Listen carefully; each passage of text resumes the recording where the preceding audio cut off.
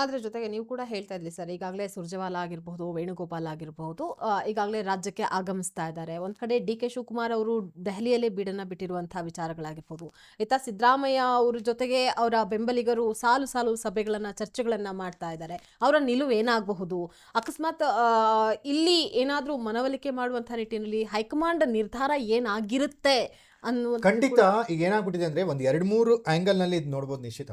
ಮೊದಲನೇದಾಗಿ ನಾಯಕತ್ವ ಬದಲಾವಣೆ. ಹ್ಮ್ ಹ್ಮ್ ಅದು 2023ರ ಚುನಾವಣೆಯ ನಂತರ ಯಾವ ರೀತಿ ತೀರ್ಮಾನಕ್ಕೆ ಬಂದಿದ್ರು ಅನ್ನೋದು ಯಾರಿಗೂ ಗೊತ್ತಿಲ್ಲ. ಹ್ಮ್ ಹ್ಮ್ ಅಧಿಕಾರ ಹಸ್ತಾಂತರದ ಒಪ್ಪಂದ ಆಗಿತ್ತು, ಅಗ್ರಿಮೆಂಟ್ ಆಗಿತ್ತು ಅಂತ ಡಿ ಕೆ ಶಿವಕುಮಾರ್ ಹೇಳಿದ್ರು. ಹ್ಮ್ ಸಿದ್ದರಾಮಯ್ಯ ಅದನ್ನ ನಿರಾಕರಿಸಲೇ ಬಂದಿದ್ರು ಇಲ್ಲಿವರೆಗೂ ಕೂಡ.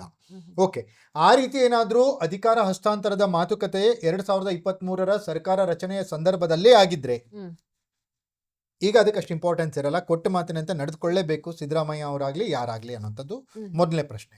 ಎರಡನೇ ಪ್ರಶ್ನೆ, ನೀವು ಆವಾಗಿನ ಪ್ರಶ್ನೆ ಸಮಯದಲ್ಲಿ ಒಂದು ಮಾತನ್ನ ಹೇಳಿದ್ರಿ, ಕಾಂಗ್ರೆಸ್ ನೆಲ ಕಚ್ತಾ ಇದೆ, ಇಂಥ ಸಂದರ್ಭದಲ್ಲಿ ಇಷ್ಟು ದೊಡ್ಡ ತೀರ್ಮಾನವನ್ನು ಯಾಕೆ ಮಾಡ್ತಾ ಇದ್ದಾರೆ ರಾಹುಲ್ ಗಾಂಧಿ ಅನ್ನುವಂಥದ್ದು. ಹ್ಮ್ ಅದು 100% ನಿಜ. ನೀವು ಹೇಳಿರೋದಕ್ಕೆ ನನ್ನ ಸಹಮತ ಇದೆ.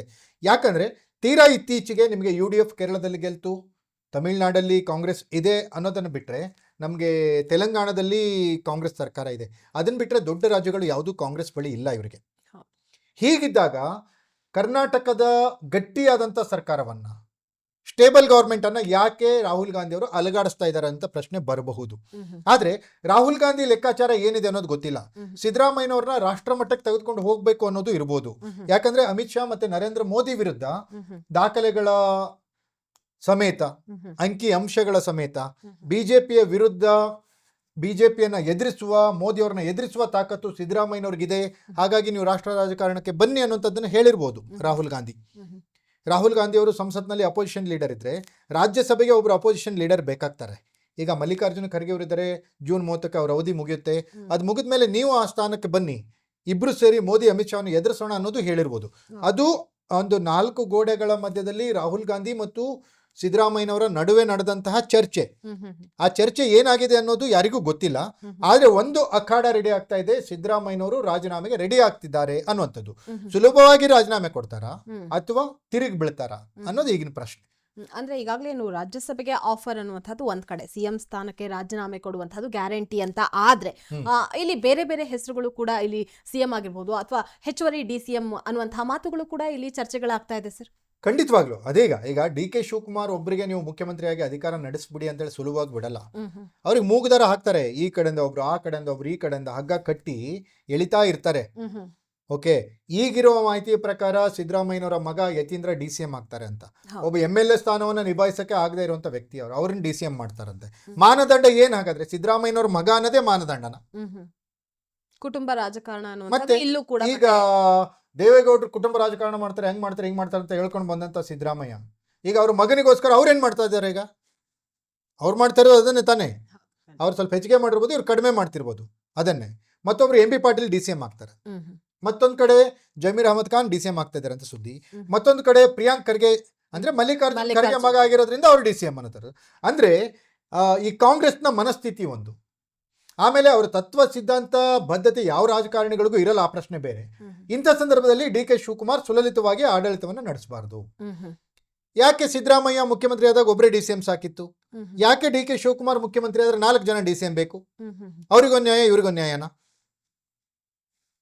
ಅಲ್ವಾ? ಅಂದ್ರೆ- ಅದೇ ಕಾಂಗ್ರೆಸ್, ಇದೇ ಕಾಂಗ್ರೆಸ್ ಅಲ್ವಾ? ಹೌದು. Same ಕಾಂಗ್ರೆಸ್. ಈಗ ಏನು ಸಿಎಂ ಅಥವಾ DCM ಅನ್ನುವಂತಹ ಬಂದಂತಹ ವಿಚಾರದಲ್ಲಿ ಇಂತಹದ್ದೇ ಖಾತೆ ಬೇಕು ಅಂತ ಹೇಳಿ ಪಟ್ಟನ್ನ ಹಿಡಿದು ಕುಳಿತುಕೊಂಡು DCM ಡಿ ಕೆ ಶಿವಕುಮಾರ್ ಅವರು ಕೇವಲ ಒಂದು DCM ಅನ್ನುವಂಥದ್ರ ಬಗ್ಗೆ ಪ್ರಸ್ತಾಪ ಆಗಿತ್ತು ಅನ್ನುವಂಥದ್ದು ಕೂಡ ಚರ್ಚೆಯಲ್ಲಿತ್ತಲ್ವಾ ಸರ್? ಹಾಗಾಗಿ ಕೂಡ ಇಲ್ಲಿ ಪ್ರಮುಖ ರಾಜಕಾರಣದಲ್ಲಿ ಏನಾಗುತ್ತೆ ಅಂದ್ರೆ, ಕೊಟ್ಟಿರೋ ಮಾತುಗಳಿಗೆ, ಆಡಿರುವ ಭಾಷೆಗಳಿಗೆ, ಆ ಸಮಯಕ್ಕೆ ಸಂದರ್ಭಕ್ಕೆ ಅನುಗುಣವಾಗಿ ಬೆಲೆಗಳು ಹೆಚ್ಚು ಕಮ್ಮಿ ಆಗ್ತಾ ಹೋಗ್ತಾ ಇರುತ್ತೆ. ಹ್ಮ್ ಹ್ಮ್ ಯಾರು ಕೂಡ ಈ ವಚನ ಭ್ರಷ್ಟ ಯಡಿಯೂರಪ್ಪ ಅಂತ 2020 ಗವರ್ಮೆಂಟ್ ಕುಮಾರಸ್ವಾಮಿ ಅವರಿಗೆ ಬಿಟ್ಟು ಕೊಡ್ತೀನಿ ಅಂತ ಹೇಳಿದ್ರು, ಬಿಟ್ಟು ಕೊಡ್ಲಿಲ್ವಲ್ಲ? ಹ್ಮ್ ಹ್ಮ್ ಯಾಕೆ ಬಿಟ್ಟು ಕೊಡ್ಲಿಲ್ಲ? ಅದಕ್ಕೋಸ್ಕರನೇ ಅಲ್ವಾ ವಚನ ಭ್ರಷ್ಟ ಅಂತ ಹೇಳಿ ಬಂದಿದ್ದು.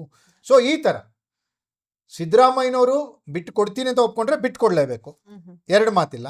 ಬಿಟ್ಟು ಕೊಡುವಾಗ ಕಂಡೀಷನ್ಗಳನ್ನು, ಯಾರಾದ್ರೂ ಕಂಡೀಷನ್ಗಳನ್ನ ಹಾಕಿ ಹಾಕ್ತಾರೆ. ಹ್ಮ್ ಹ್ಮ್ ಓಕೆ, ಅವ್ರ ಮಗನಿಗೆ DCM ಮಾಡ್ರಿ ಅಂತ ಅವ್ರು ಕೇಳೋದ್ರಲ್ಲಿ ತಪ್ಪಿಲ್ಲ. ಹ್ಮ್ ಓಕೆ, ಆಯ್ತು ಮಾಡ್ತೀವಿ ಅಂತ ಇವರು ಒಪ್ಕೊಳ್ಳೋದ್ರಲ್ಲೂ ತಪ್ಪಿಲ್ಲ. ಹ್ಮ್ ಹ್ಮ್ ಆದ್ರೆ ಕಂಡೀಷನ್ಗಳು ಯಾವ ರೀತಿ ಇರಬೇಕು ಅಂದ್ರೆ, ಸಾಮಾಜಿಕ ನ್ಯಾಯ, ಹ್ಮ್ ಹ್ಮ್ ಆಮೇಲೆ ಪ್ರಾದೇಶಿಕ ನ್ಯಾಯ, ಹ್ಮ್ ಸಾಮಾಜಿಕ ಸಮಾನತೆ, ಈ ಎಲ್ಲ ಆಧಾರದ ಮೇಲೆ ಈ ಕಂಡೀಷನ್ಗಳಿದ್ರೆ ಆ ರಾಜಕಾರಣಕ್ಕೆ ಒಂದು ಮೌಲ್ಯ ಬರುತ್ತೆ.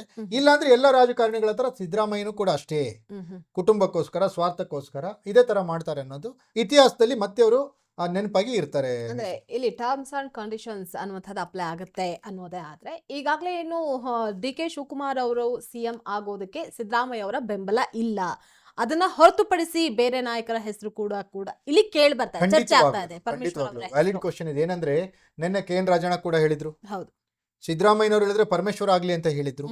ಅವ್ರು ಸಿದ್ದರಾಮಯ್ಯ ಹೇಳಿದ್ರೆ ಡಿ ಕೆ ಶಿವಕುಮಾರ್ ಆಗ್ಲಿ ಅಂತ ಹೇಳಿ ಯಾರು ಹೇಳಿಲ್ಲ. ಹೈಕಮಾಂಡ್ ಕೂಡ ಈಗ ಸಿದ್ದರಾಮಯ್ಯನವರ ಉತ್ತರಾಧಿಕಾರಿ ಡಿ ಕೆ ಶಿವಕುಮಾರ್ ಅನ್ನೋದನ್ನ ಇನ್ನೂವರೆಗೂ ಹೇಳಿಲ್ಲ. ಸಿದ್ದರಾಮಯ್ಯ ಇಳಿಯುವಂಥದ್ದು ಕನ್ಫರ್ಮ್ ಆಗ್ತಾ ಇದೆ, ಬಟ್ ಡಿ ಕೆ ಶಿವಕುಮಾರ್ ಬರ್ತಾ ಇರೋದನ್ನು ಕನ್ಫರ್ಮ್ ಆಗಿಲ್ಲ. ಅದನ್ನ ಯಾರು ಕೂಡ ಖಚಿತಪಡಿಸಿಲ್ಲ. ಆ ರೀತಿಯ ಬೆಳವಣಿಗೆಗಳಾಗಿಲ್ಲ. ಹಾಗಾಗಿಯೇ ಡಿ ಕೆ ಶಿವಕುಮಾರ್ ಇನ್ನು ದೆಹಲಿಯಲ್ಲಿದ್ದಾರೆ. ಡಿ ಕೆ ಶಿವಕುಮಾರ್ ಬಂದಿಲ್ಲ. ಜೊತೆಗೆ ಡಿ ಕೆ ಶಿವಕುಮಾರ್ ಜೊತೆಗೆ ಅವರ ಸಹೋದರ ಡಿ ಕೆ ಸುರೇಶ್ ಕೂಡ ಇವತ್ತು ಬೆಳಗ್ಗೆ ದೆಹಲಿಗೆ ಹೋಗಿದ್ದಾರೆ. ಅಲ್ಲಿನೂ ಚರ್ಚೆಗಳು ನಡೀತಾ ಇದ್ದಾವೆ.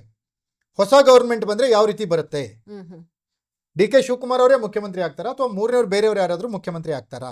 ಒಂದ್ ವೇಳೆ ಡಿ ಕೆ ಶಿವಕುಮಾರ್ ಆದ್ರೆ ಉಪಮುಖ್ಯಮಂತ್ರಿಗಳು ಎಷ್ಟು ಜನ ಇರ್ತಾರೆ, ಯಾರ್ಯಾರಿಗೆ ಯಾವ್ಯಾವ ಖಾತೆಗಳು, ಸಿದ್ದರಾಮಯ್ಯನವರ ಬಣದಿಂದ ಯಾರ್ಯಾರು ಸಚಿವರು ಬರ್ತಾರೆ, ಹಾಗೆಯೇ ಡಿ ಕೆ ಶಿವಕುಮಾರ್ ಬಣದಿಂದ ಯಾರ್ಯಾರು ಸಚಿವರು ಬರ್ತಾರೆ, ಈ ಎಲ್ಲ ಪ್ರಶ್ನೆಗಳು ಎಲ್ಲ ಒಂದು ಸರ್ಕಾರ ರಚಿಸೋದು ಅಷ್ಟು ಸುಲಭ ಅಲ್ಲ.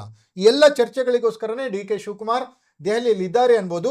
ಮಾನಸಿಕವಾಗಿ ಸಿದ್ದರಾಮಯ್ಯ ರಾಜೀನಾಮೆಗೆ ರೆಡಿ ಆಗ್ತಿದ್ದಾರೆ ಅನ್ನೋದು ಮಾತ್ರ ಈಗ ಸದ್ಯಕ್ಕೆ ನಂಬಲಿಕ್ಕೆ ಆಗದೆ ಇರುವಂತಹ ಸುದ್ದಿ ನಿಶ್ಚಿತ. ಅಂದ್ರೆ ಸರ್, ನಿನ್ನೆ ಹೈಕಮಾಂಡ್ ಜೊತೆಗೆ ಸುದೀರ್ಘವಾದಂತಹ ಮೀಟಿಂಗ್ಗಳು, 1-to-1 ಮೀಟಿಂಗ್ ನಡೀತು, ನಾಯಕರೊಟ್ಟಿಗೂ ಸಹ ಮೀಟಿಂಗ್ ನಡೀತು. ಈ ಸಂದರ್ಭದಲ್ಲೂ ಕೂಡ ಸಿಎಂ ಸಿದ್ದರಾಮಯ್ಯ ಅವರು ಪರಮೇಶ್ವರ್ ಅವರ ಹೆಸರನ್ನ ಪ್ರಸ್ತಾಪ ಮಾಡಿದ್ದಾರೆ ರಾಹುಲ್ ಗಾಂಧಿ ಅವರ ಬಳಿ ಅನ್ನುವಂತಹ ಮಾತು ಕೇಳಿ ಬರ್ತಾ ಇದೆ. ಖಂಡಿತವಾಗ್ಲೂ ಈಗ ಸಿದ್ದರಾಮಯ್ಯನವ್ರಿಗೆ ಏನಂದ್ರೆ ಏನು ಗೊತ್ತಾ ನಿಶ್ಚಿತ, ನಿಂಗೊಂದು ನಿಜ ಹೇಳ್ಬಿಡ್ತೀನಿ ಕೇಳಿ. ಸಿದ್ದರಾಮಯ್ಯನವ್ರಿಗೆ ಈ ಲಿಂಗಾಯತ ನಾಯಕರು, ಒಕ್ಕಲಿಗರ ನಾಯಕರು, ಬ್ರಾಹ್ಮಣರ ನಾಯಕರು, ಈ ಅಂದ್ರೆ ಮೇಲ್ವರ್ಗದ ನಾಯಕರು ಅಧಿಕಾರ ಅನುಭವಿಸೋದನ್ನು ನೋಡಕ್ಕಾಗಲ್ಲ ಅವ್ರಿಗೆ. ಹಲವು ಎಕ್ಸಾಂಪಲ್ಸ್ಗಳನ್ನು ನಾವು ನೋಡಿದ್ದೀವಿ. ಇದೇ HD ಕುಮಾರಸ್ವಾಮಿ ಅವರು ಮುಖ್ಯಮಂತ್ರಿ ಆದಾಗ ಇದೇ ಸಿದ್ದರಾಮಯ್ಯನವರು ಧರ್ಮಸ್ಥಳದ ಶಾಂತಿವನದಲ್ಲಿ ಕೂತ್ಕೊಂಡು ಏನೇನು ಪ್ಲಾನ್ ಮಾಡಿದ್ರು. ಆ 18 ಜನ ಬಾಂಬೆ ಬಾಯ್ಸ್ ಅನ್ನೋದು ಪ್ಲಾನ್ ಎಲ್ಲಿಂದ ಸ್ಟಾರ್ಟ್ ಆಯ್ತು? ಯಾಕೆ ಕುಮಾರಸ್ವಾಮಿ ಅವರ ಸರ್ಕಾರ ಪತನ ಆಯ್ತು? ಕಾಂಗ್ರೆಸ್ ಸರ್ಕಾರ ಯಾಕೆ ಪತನ ಆಯ್ತು? ಕಾಂಗ್ರೆಸ್ JDS ಸಮ್ಮಿಶ್ರ ಸರ್ಕಾರ.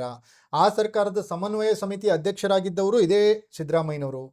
ಇದೆಲ್ಲವನ್ನ ಬಲ್ಲವರಿಗೆ ಡಿ ಕೆ ಶಿವಕುಮಾರ್ ಮುಖ್ಯಮಂತ್ರಿ ಆಗ್ಲಿಕ್ಕೆ ಸಿದ್ದರಾಮಯ್ಯ ಒಪ್ಕೊಳ್ತಾರಾ ಅನ್ನೋದು ಮೊದಲನೇ ಪ್ರಶ್ನೆ. ಆದ್ರೆ ಒಪ್ಕೊಂಡು ಒಂದ್ ವೇಳೆ ಡಿ ಕೆ ಶಿವಕುಮಾರ್ ಮುಖ್ಯಮಂತ್ರಿ ಆದ್ರೆ ಅವ್ರನ್ನ ಯಾವ ರೀತಿ ಆಡಳಿತ ನಡೆಸ್ಲಿಕ್ಕೆ ಬಿಡ್ತಾರೆ ಇವರು ಅನ್ನೋದು ಎರಡನೇ ಪ್ರಶ್ನೆ.